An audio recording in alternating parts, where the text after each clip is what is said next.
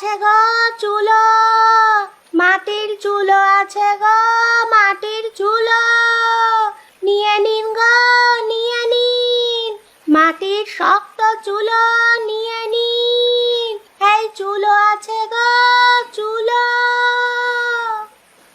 কই গো গিন্নি, কোথায় গেলে? এই জলদি করে এখানে একটু আসো তো, তোমার সাথে যে আমার খুব জরুরি কথা আছে। আমি এখন আসতে পারবো না, যা জরুরি কথা জোরেই বলো।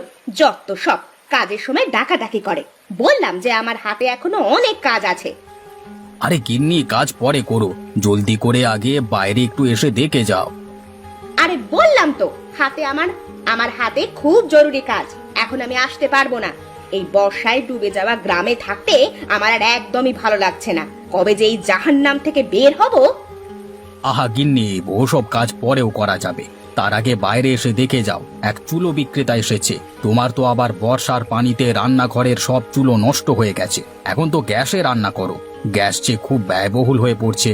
এখন তুমি একটা মাটির চুলো কিনে নিলে আমাকে আর অত দাম দিয়ে গ্যাস কিনতে হবে না। ওই দেখো, এক মহিলা বর্ষার পানিতে হেঁটে হেঁটে মাটির চুলো বিক্রি করছে। তুমি এক্ষুনি একটা চুলো কিনে রাখো, বলা তো যায় না কখন আবার তোমার ওই গ্যাস শেষ হয়ে যায়। হ্যাঁ হ্যাঁ, আমাকে তো এখন গ্রামে মাটির চুলোতেই রান্না করতে হবে। কত করে বললাম এই বর্ষার সময়টা চলো শহরে থেকে আসি, তা না, এখন সে আমাকে এই বর্ষার ভেতরে মাটির চুলো দিয়ে রান্না করাবে। যত সব। আহা গিন্নি, রাগ করো না, কখন কি হয়ে যায় তা তো বলা যায় না। তাই তো তোমাকে একটা মাটির চুলো কিনে দিচ্ছি। তাহলে ডাক দিচ্ছি তাকে। এই যে, এইদিকে আসুন, আমাদের একটি চুলো লাগবে। এই তো আসছি বাবু, একটু অপেক্ষা করুন। একটা মাটির চুলোর দাম যেন কত বলছিলেন? এই চুলো আমি 100 টাকা করে বিক্রি করি, আপনি আমাকে 10 টাকা কম দিয়েন সাহেব। আচ্ছা ঠিক আছে, গিন্নি তুমি একটা মাটির চুলো নিয়ে রাখো, আমি তাকে টাকা দিচ্ছি। যাক বাবা, আজকে চুলোটা বিক্রি করে ফেলেছি। এবার এই টাকা নিয়ে এখনই বাড়ি যাই। এভাবে প্রতিদিন আমি একটা দুটো করে চুলো বিক্রি করতে পারলে খুব ভালো হবে। বর্ষার দিনে সবাই তো আর বাইরে ঘরে রান্না করতে পারে না। হঠাৎ করে গ্রামে যে কি হলো, চারিদিকে বন্যার পানিতে একেবারে তলিয়ে যাচ্ছে। সে যাই হোক, এখন থেকে আমাকে আরো বেশি বেশি চুলো বানাতে হবে। এরপরে যাদের বাড়ি রান্নাঘর ডুবে গেছে তাদের কাছে গিয়ে বিক্রি করতে হবে।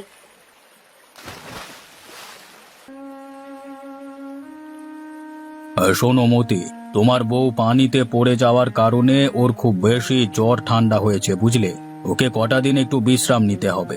এই সময় ওকে দিয়ে কোনো কাজ করানো যাবে না। আর হ্যাঁ, সময় মতো ওর খাওয়া দাওয়ার দিকেও খেয়াল রাখতে হবে, নইলে এই ঠান্ডা কিন্তু আরো বেড়ে যাবে। আগে ডাক্তার মশাই, ঠিক আছে, আপনি যা যা বলেছেন আমি তাই তাই করব। যেভাবেই হোক আমার বউটাকে দ্রুত সুস্থ করে ফেলবো। বর্ষার কারণে আমার কোনো কাজ নেই। এই বউ আমার বুদ্ধি করে চুলো বানিয়ে বিক্রি করবার বুদ্ধিটা বের করেছে। এখনো চুলো বিক্রি না করলে যে আমাদের সংসার আর চলবে না। ওগো, কোথায় তুমি? এদিকে একটু এসো তো। আরে কি করছো গিন্নি? তুমি আবার একা একা কষ্ট করে উঠলে কেন? আমাকে ডাক দিলেই তো পারো। এই সামান্য একটা বিষয়ের জন্য তোমাকে আবার কেন ডাক দিব? আসলে আমার খুব খিদে পেয়েছিল, তাই তোমাকে ডাকছিলাম। এই তো, আমি তোমার জন্য সকালের খাবার নিয়ে এসেছি। এখন তুমি বসে বসে সকালের খাবারটা খেয়ে নাও, আর আমি এখনই বাজারে গিয়ে তোমার জন্য ভালো ভালো দেখে মাছ মাংস যা পাচ্ছি তাই নিয়ে আসছি। কেন গো, আজ হঠাৎ মাছ মাংস তুমি আনতে যাবে কেন? আজকে আমাদের বাড়িতে কোনো মেহমান আসবে নাকি গো? আমাদের বাড়িতে মেহমান আসবে? হাসালে গিন্নি, হাসালে। আমাদের না আছে বাবা মা, আর না আছে কোনো আত্মীয় স্বজন। এই দুকুলে যে তোমার আর আমার কেউ নেই, সেখানে আমাদের বাড়িতে আবার মেহমান কোথা থেকে আসবে বলো তো? তাহলে যে তুমি এত বাজার করতে চাচ্ছ? সে তুমি বুঝবে না। আসলে আমি তোমার জন্য মাছ মাংস আনতে যাচ্ছি, কারণ তুমি যে অসুস্থ। তোমাকে এই সময়ে ভালো মন্দ খেতে হবে, নইলে যে তুমি সুস্থ হতে পারবে না। তাই বলে আমরা তো আর মাছ মাংস খেতে পারি না গো, আমরা তো খুবই গরিব। এভাবে সামান্য অসুস্থতায় মাছ মাংস খাওয়া তো আর আমাদের মানায় না গো। ওরকম করে বলো না গিন্নি, মাছ মাংসের কোথাও তো লেখা নেই যে এগুলো শুধু ধনীরাই খেতে পারবে। ধনী গরিব সবাই মাছ মাংস খেতে পারে। তুমি আমার সাথে আর কথা বাড়িও না, এখন জলদি করে তুমি সকালের খাবারটা খেয়ে নাও, আর আমি এক্ষুনি বাজার থেকে আসছি। আরে তুই বিজয় না, আমাদের স্যারের ছেলে? তোকে তো আমি চিনতেই পারিনি। তুই কি আমাকে চিনেছিস বিজয়? আমি মতি। আরে মতি, যে আমাদের ক্লাসের সবচেয়ে গরিব ছেলেটা, আরে তোকে আমি চিনতে পারবো না? আমরা তো ছোটবেলায় একসময় বন্ধু ছিলাম। পরে বাবা আমাকে লেখাপড়া করতে শহরে পাঠিয়ে দেয়, কিন্তু তারপর থেকে আর তোর সাথে যোগাযোগ করা হয়নি। এই তো, আমার কথা দেখছি সব তোর মনে পড়ে গেছে। হ্যাঁ, আমি সেই গরিব ছেলেটা। অনেকদিন পর তোর সাথে দেখা হলো। চল চায়ের দোকানে চল, সেখানে গিয়ে কয়েক ঘন্টা আড্ডা দিই। আরে না না, আমার অত সময় নেই রে মতি। আমি এসেছিলাম বাজার করতে, দেরি করে বাজারে আসায় এখন বাজারে এসে দেখি মাছ মাংস কোনো কিছুই নেই। ওদিকে যে এসব না নিয়ে গেলে গিন্নি আমাকে একেবারে মেরে ফেলবে। এখন দেখি কোনো একটা ব্যবস্থা করতে পারি কিনা। চারিদিকে পানিতে থই থই করছে। এই বর্ষার দিনে তুই কিছুই আর করতে পারবি না। যেহেতু আমার সাথে তোর দেখা হয়ে গেছে, তাহলে আজকে চল আমার বাড়িতে। তোর আর তোর বউয়ের নেমন্তন্ন। তোরা আজ আমার বাড়িতে মেহমান হয়ে চলে আয়। যদিও আমি গরিব মানুষ, তবে যতটুকু পারি তোদের আপ্যায়ন করব। আরে না না, তোকে এরকম চাপ দেওয়াটা একেবারেই ঠিক হবে না। আমরা অন্য কোনো সময় তোদের বাড়িতে যাব। আরে না ভাই, ওসব কথা বললে একদমই হবে না। তুই যেভাবেই হোক আজকে দুপুরে তোর বউকে নিয়ে আমার বাড়িতে চলে আয়। আমার বাড়িতে আজকে তোর আর তোর বউয়ের নেমন্তন্ন। আর শোন, আমার বাড়িটা কোথায় সেটা তো জানিস নাকি? এত করে যখন বলছিস তাহলে ঠিক আছে, আমি আজকে দুপুরে তোর বাড়িতে নেমন্তন্ন খেতে যাব। আর হ্যাঁ, তোর বাড়িটা না চিনলে আর কার বাড়িটা চিনবো? সে নিয়ে তুই একদমই ভাবিস না, সময় মতো আমরা চলে আসব। আরে ও গিন্নি, তোমার হলো নাকি?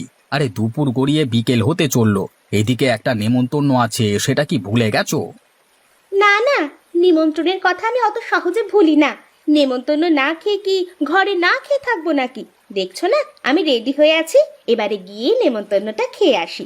গিয়ে দেখি তোমার কোন গরিব বন্ধু আমাদের নেমন্তন্ন খেতে ডেকেছে। এভাবে বলো না গিন্নি, হাজার হলেও ও আমার ছোটবেলার বন্ধু। সেখানে গিয়ে দয়া করে তুমি এসব কথা বলো না, এতে যে ওরা কষ্ট পাবে। আমরা হলাম এই গ্রামের সবচেয়ে ধনী। আমাদের সাথে যদি ভালো ব্যবহার না করে, তাহলে আমরাও কাউকে ছাড় দিয়ে কথা বলবো না। হ্যাঁ, এটা তুমি মাথায় রেখো।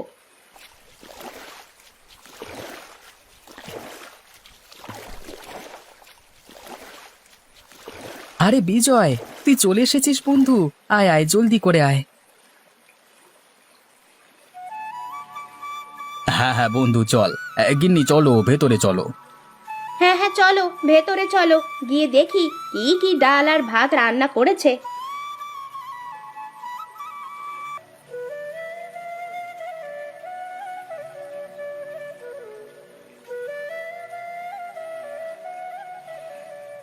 কি গো গিন্নি, চমকে গেলে নাকি?